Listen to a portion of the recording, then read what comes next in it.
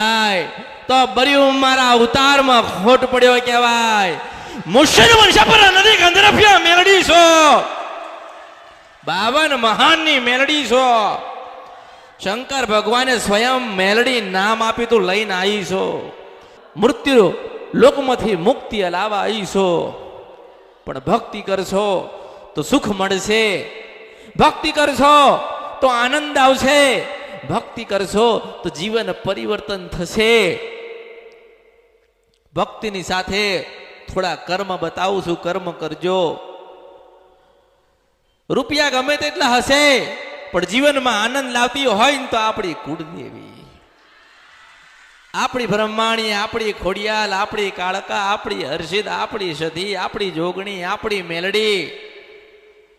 રૂપિયા તો ઢગલો છે પણ રૂપિયાનો આનંદ લેવો હોય તો કોક ભગવતી જોઈએ આ કળિયુગની અંદર. રૂપિયાથી બધું લેવાય, બધું પ્રાપ્ત થાય છે પણ સંતોષ મળતો નથી, આનંદ મળતો નથી.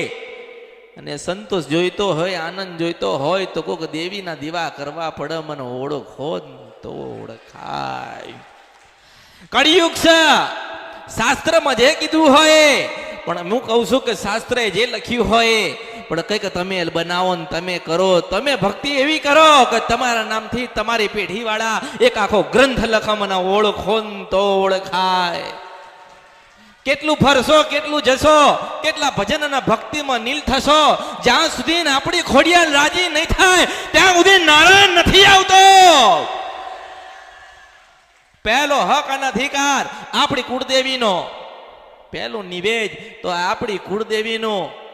પછી કદાચ કોઈક સધી બેઠી હોય, શિકોતર બેઠી હોય કે મેલડી બેઠી હોય, પહેલી આગેવાની તો કે કુળદેવીની થાય. તે પકડી રાખજો. સમય હજુ ખરાબ આવશે, સમય હજાર પ્રકારના રૂપ લઈને આવશે. આજે કદાચ 10 કરોડનું ઘર હોય, 50 લાખની ગાડી હોય તો કાલે કદાચ કશું ના હોય. પણ હશે ને તો આપણી ભગવતી ને આપણી કુળદેવી આપણી સાથે સાથે સાથે સાથે હશે. કર્મ એવા કરજો કે દેવી દુઃખ જ ના લેવું પડે.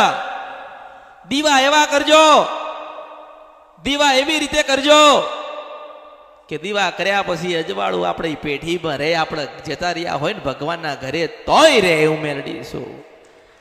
લોભ વાળી ભક્તિ કરતા નહીં, સ્વાર્થ વાળી ભક્તિ કરતા નહીં. લાલ